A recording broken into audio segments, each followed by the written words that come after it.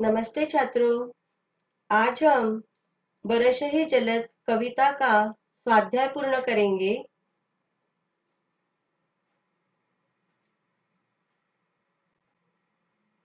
पद्यांश क्रमांक 1 घन घमंड यहाँ से कोई सद्ग्रंथ यहाँ तक पद्यांश है।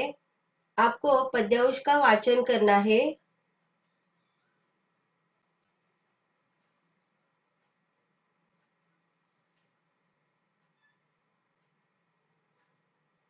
पद्यांश पर आधारित आकलन कृति आकृति पूर्ण कीजिए। मन डर रहा है इनका। उत्तर यहाँ पे लिख कर दिया है श्री राम का। आपको उत्तर लिखकर लेना है। बिजली की तुलना की गई है इससे। किससे की गई है बिजली की तुलना? दुष्ट की प्रीति से। भूमि के पास आए बादल ऐसे लगते हैं। कैसे लगते हैं? विद्वान की तरह।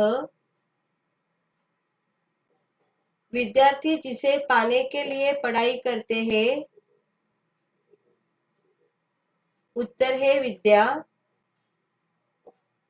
सभी उत्तर आपको लिख कर लेने हैं। आगे की कृति देखते हैं। संत और पर्वत में समानता का आधार दुष्टों के वचन सहना, बूंदों का आघात सहना।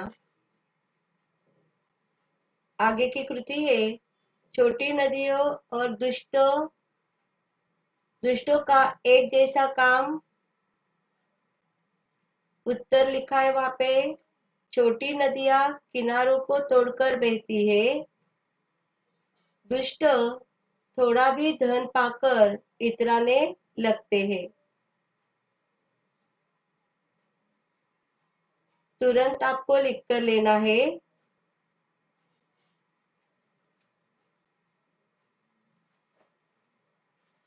दूसरी कृति है जोड़ियां मिलाइए।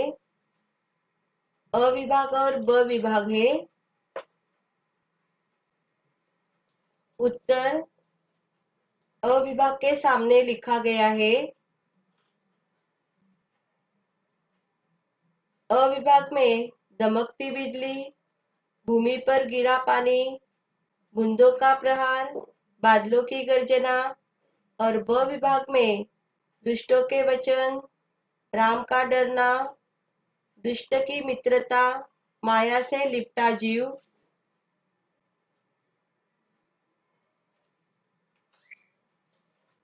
दमकती बिजली, दुष्ट की मित्रता, भूमि पर गिरा पानी, माया से लपटा जीव, बूंदों का प्रहार, दुष्टों के वचन, बादलों की गर्जना, राम का डरना।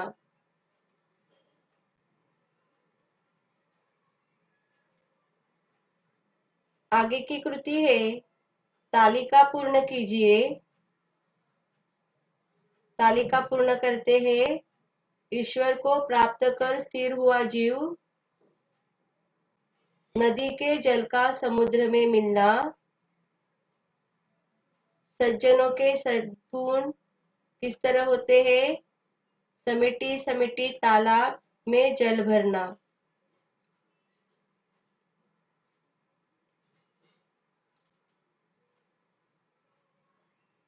आगे की कृति उत्तर लिखिए। पद्यांश में आए प्राकृतिक जलस्रोत नदी और समुद्र। सद्ग्रंथों के लुप्त होने के कारण पाखंड और विवाद।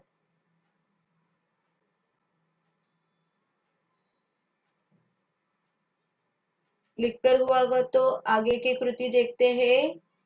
निम्नलिखित अर्थ को स्पष्ट करने वाली पंक्तियां लिखिए। इस तरह का प्रश्न एग्जाम में पूछा जाता है। संतों की सहनशीलता,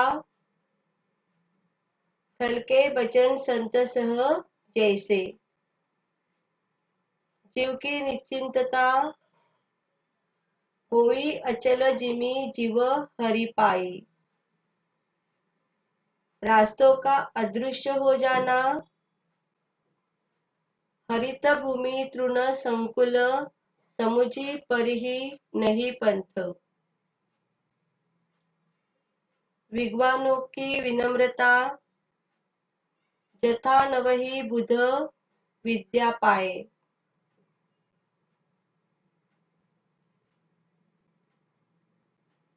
आगे की कृति है। निम्नलिखित शब्दों के लिए पद्यांश में प्रयुक्त शब्द खोजकर लिखिए।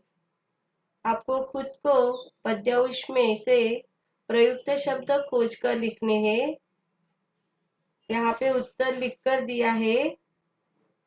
बादल को जलद, मटमेला को डाबर, विद्वान बुध, भयानक घोरा। तो इस तरह आपको शब्द ढूंढकर लिखने हैं।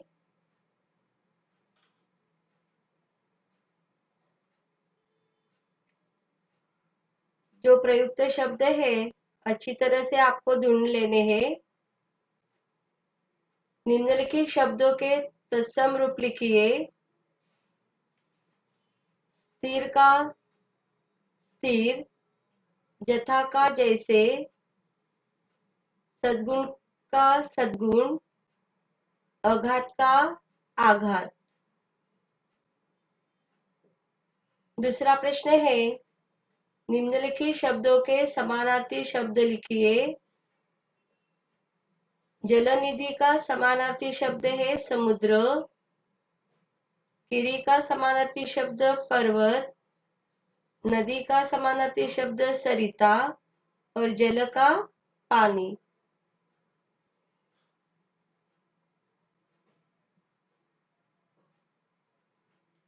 आगे की कृति है। प्रस्तुत पद्यांश की प्रथम 4 पंक्तियों का हमें सरल अर्थ 25 से 30 शब्दों में लिखना है। यहाँ पे सिर्फ आपकी जानकारी के लिए मैंने सरल अर्थ लिख कर दिया है। मैं वाचन करती हूँ, आपको लिख कर लेना है।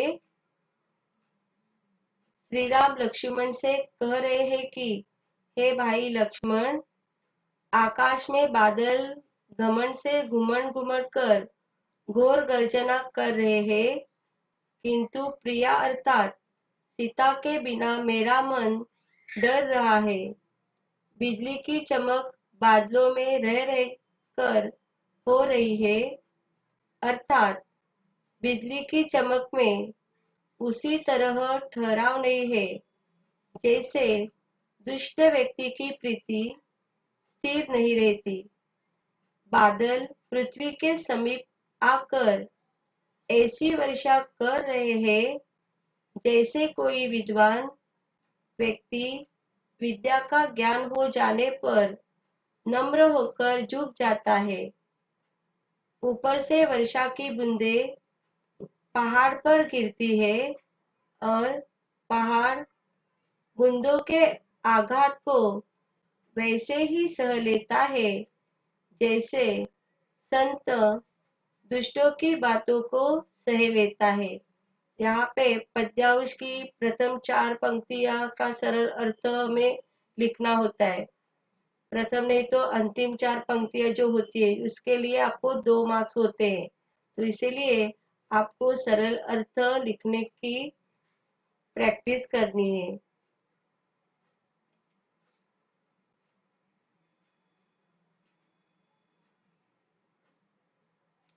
दूसरा परिच्छेद यहाँ पे दिया है पद्यांश। दादुर धुनी यहाँ से कुसंग सुसंग यहाँ तक आपको पद्यांश का वाचन करना है। उसके आधार पर हमें दी गई कृतियां पूर्ण करनी है।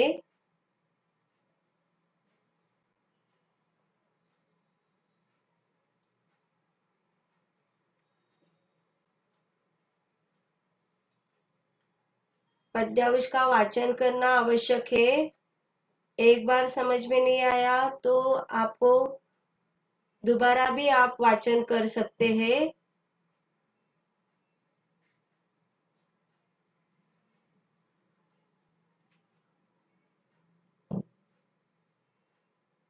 कृति 1 आकलन। आकृति पूर्ण कीजिए। पद्यांश में प्रयुक्त 2 जंगली पौधे अर्क, मदार और जवासा, ये दोनों जंगली पौधे हैं, पेड़ है।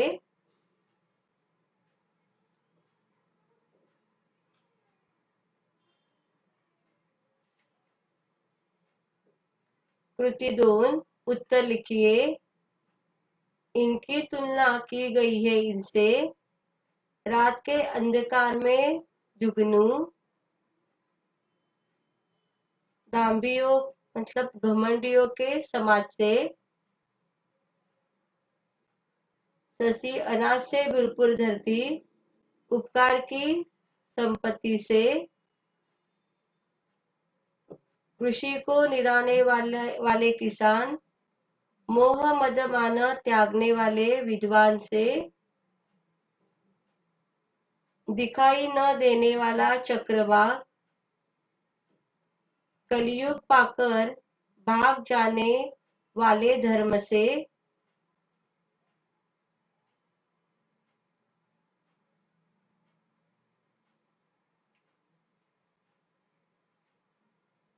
आज का कार्य आज ही पूर्ण करना है, कल के लिए मत रखिए।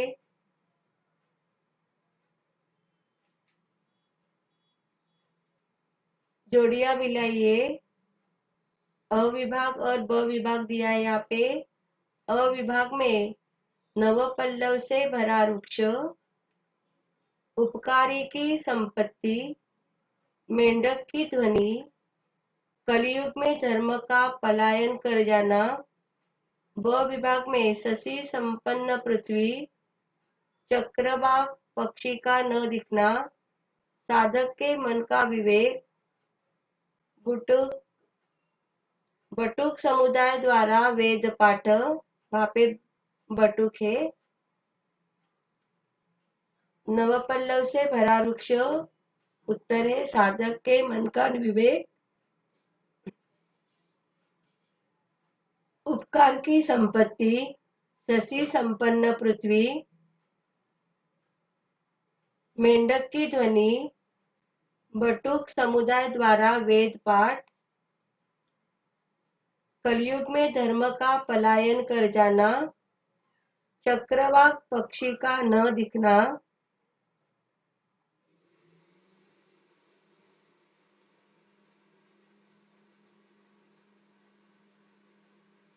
आपका हुआ होगा तो आगे की कृति देखते हैं।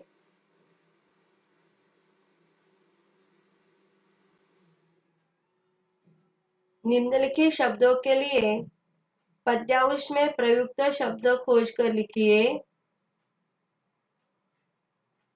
ग्रह के लिए पतंग यानी सूर्य, पेड़ यानी बिपट, पत्ते पात, उपग्रह मही, पौधा अर्क जवास। तो इस तरह आपको निम्नलिखित शब्दों के लिए पद्यांश में जो प्रयुक्त शब्द होते हैं आपको खोजकर लिखने हैं। सही शब्द कौन सा है आपको ध्यान में रखना है। ग्रह के लिए यहाँ पे पतंग है मतलब सूर्य है, पेड़ के लिए बिपट है, पत्ते पात, उपग्रह मही है और पौधा दो जो पौधे हैं अर्क और जवास।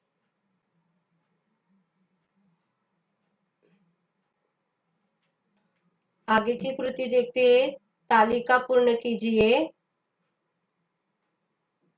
बटु समुदाय दादुर, नव पल्लव वाले वृक्ष, ज्ञान प्राप्त कर प्रफुल्लित होने वाला साधक, लुप्त हुई धूल, क्रोध के कारण लुप्त हुआ धर्म, विषयों से विरक्त मनुष्य, ज्ञान उत्पन्न हुआ।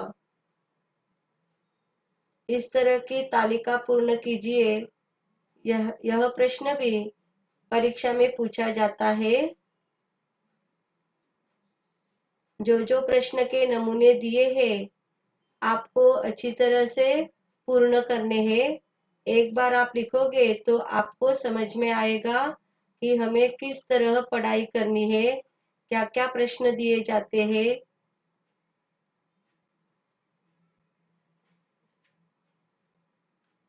आगे की कृति है, उत्तर लिखिए। पद्यावश में आया एक प्रसिद्ध धर्म ग्रंथ वेद, चित्त का मनोविकार या उग्र भाव, क्रोध, एक प्रसिद्ध पक्षी चक्रबाग, चकवा, वह शब्द जिसके दो अर्थ है, जिनमें से एक का अर्थ है सूर्य, तो पतंग। पतंग सबको पता है और दूसरा नाम है उसका सूर्य है।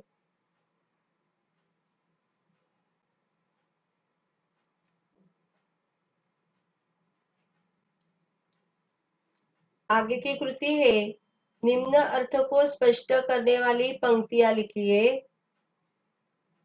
कपूत के कारण कुल की हानि, जिमी कपूत के उपजे कुल सद्धर्म नसाही। तो इस तरह आपको पंक्ति मतलब वाक्य दिया जाएगा, तो उसके आधार पर कौन सी पंक्ति आपको लिखनी है ये भी आपको ढूंढकर रखना है कि यदि ऐसा प्रश्न पूछा जाएगा तो हम कौन सी पंक्ति लिखेंगे। कुसंग से ज्ञान नष्ट होना और सुसंग से ज्ञान उत्पन्न होना,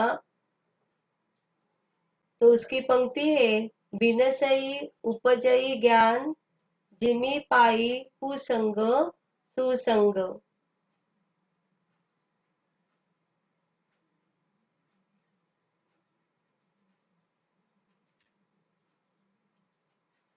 आगे की कृति है शब्द संपदा। निम्नलिखित शब्दों के अर्थ वाले शब्द पद्यांश से ढूंढकर लिखिए। हुए, भय, भययु, जैसे, जस, जथा, जिमी, कही, कतहु और की, के। तो इस तरह के शब्द हमें पद्यांश में से ढूंढकर लिखने होते हैं। निम्नलिखित शब्दों के लिंग पहचान कर लिखिए। दादुर पुल्लिंग है, धुरी स्त्रीलिंग, धर्म पुल्लिंग, प्रजा पुल्लिंग।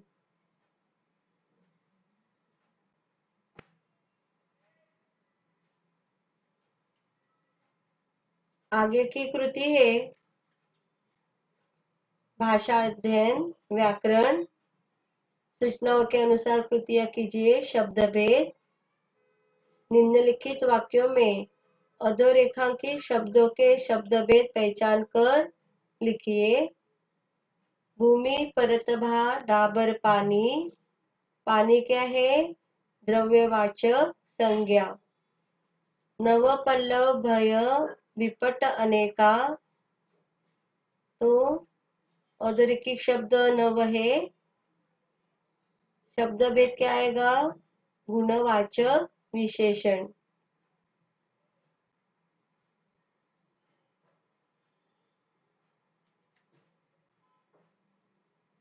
कृति पूर्ण कीजिए। संधि शब्द, संधि विच्छेद और संधि भेद। संधि विच्छेद यहाँ पे दी गई है, हमें संधि शब्द तैयार करना है।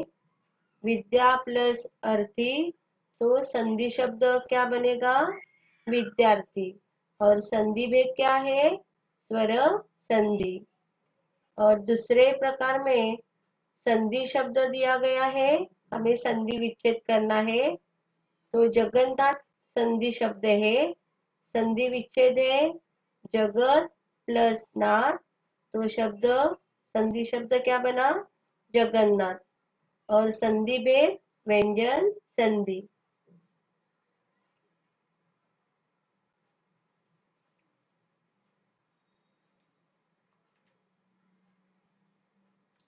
सहायक क्रिया। निम्नलिखित वाक्यों में से सहायक क्रियाएं पहचान कर उनका मूल रूप लिखिए। वाक्य है बादल पृथ्वी के नजदीक आकर बरस रहे हैं। रहे सहायक क्रिया है और मूल रूप है रहना। दुष्ट लोग थोड़ा धन पाकर भी इतराने लगते हैं। सहायक क्रिया है लगते और मूल रूप है लगना।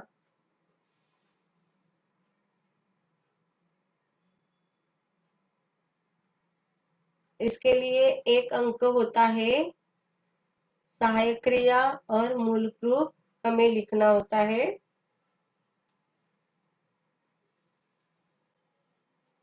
हमने बहुत बार उसका पुनरावलोकन किया है। आगे की कृति है प्रेरणार्थक क्रिया। निम्नलिखित क्रियाओं के प्रथम प्रेरणार्थक और द्वितीय प्रेरणार्थक रूप लिखिए।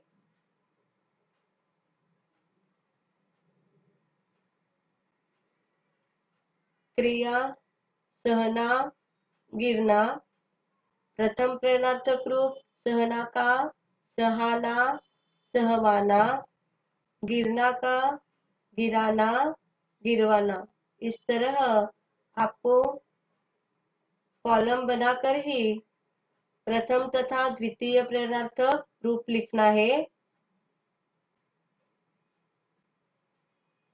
आकृति में ही आपको प्रथम प्रेरणार्थक रूप द्वितीय प्रेरणार्थक रूप लिखना है।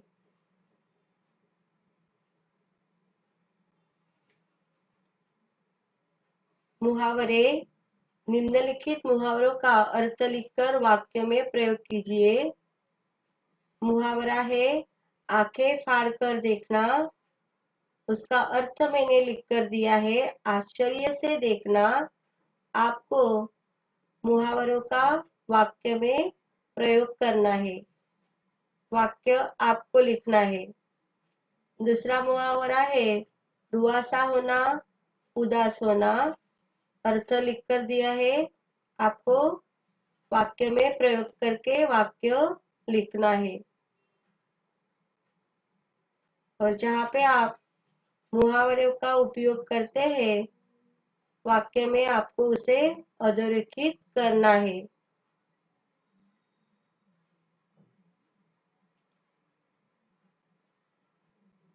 अधोरेखांकित वाक्यांश के लिए कोष्टक में दिए गए उचित मुहावरे का चयन कर वाक्य फिर से लिखिए।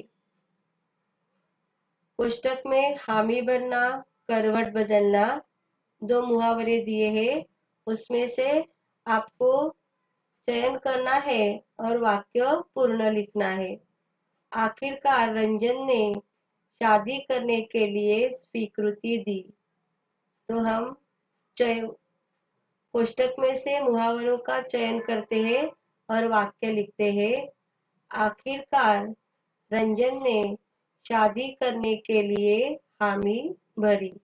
तो इस तरह चयन किए हुए मुहावरे के नीचे आपको अधोरेखित करना है।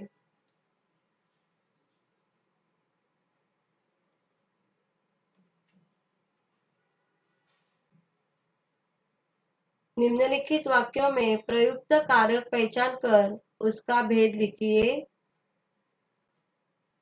छोटी छोटी नदियां वर्षा के जल से भर जाती है। वर्षा के संबंध कारक भेद है। कारक है वर्षा के और भेद है संबंध कारक। दूसरा वाक्य है नदी अपने किनारों को तोड़ती हुई आगे बढ़ जाती है। किनारों को कर्म कारक।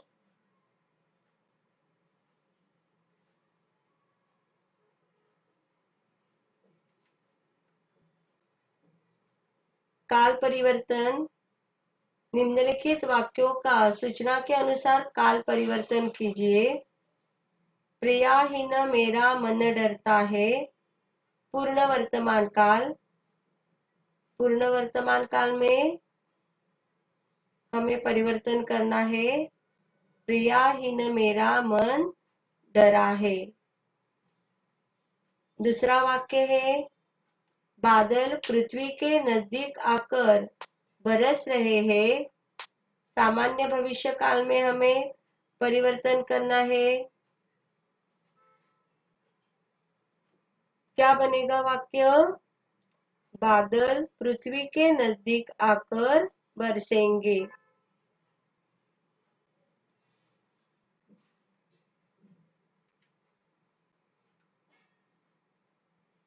आगे का प्रश्न है वाक्य भेद। निम्नलिखित वाक्यों का रचना के आधार पर भेद पहचान कर लिखिए। यहाँ पे 3 भेद है, सरल वाक्य, संयुक्त वाक्य और मिश्र वाक्य। बादल गरज रहे हैं और बिजली चमक रही है। कौन सा वाक्य है? वाक्य का भेद क्या है? संयुक्त वाक्य, क्योंकि 2 वाक्य समुच्चय बोधक अव्यय से जुड़ी हुई है। समुच्चय बोधक अव्यय कौन सा है?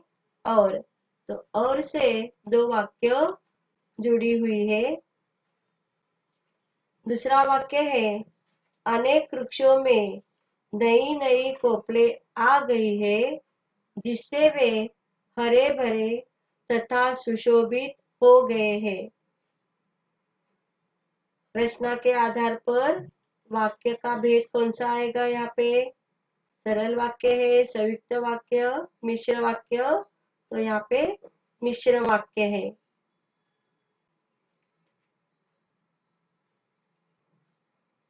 निम्नलिखित वाक्यों का अर्थ के आधार पर दी गई सूचना के अनुसार परिवर्तन कीजिए।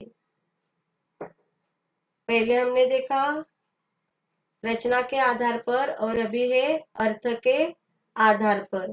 पहला वाक्य है, कलयुग में धर्म पलायन कर जाता है। हमें इस वाक्य का प्रश्नवाचक बनाना है। वाक्य बनाते हैं, क्या कलयुग में धर्म पलायन कर जाता है? और वाक्य के अंतिम मैंने प्रश्न चिन्ह लगाया है। प्रश्न चिन्ह देना आवश्यक है। यदि आपने प्रश्न चिन्ह नहीं दिया तो आपके पूरे अंक चले जाएंगे।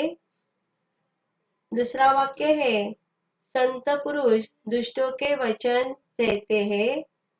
निषेधवाचक वाक्य करना है हमें।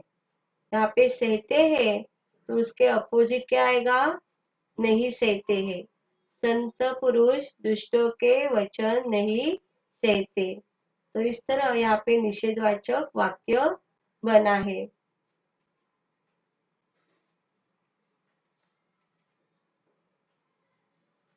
बचे हुए प्रश्न आपको गृहपाठ के लिए दिए गए हैं। सभी प्रश्न आपको वर्कबुक में पूर्ण करने हैं। धन्यवाद।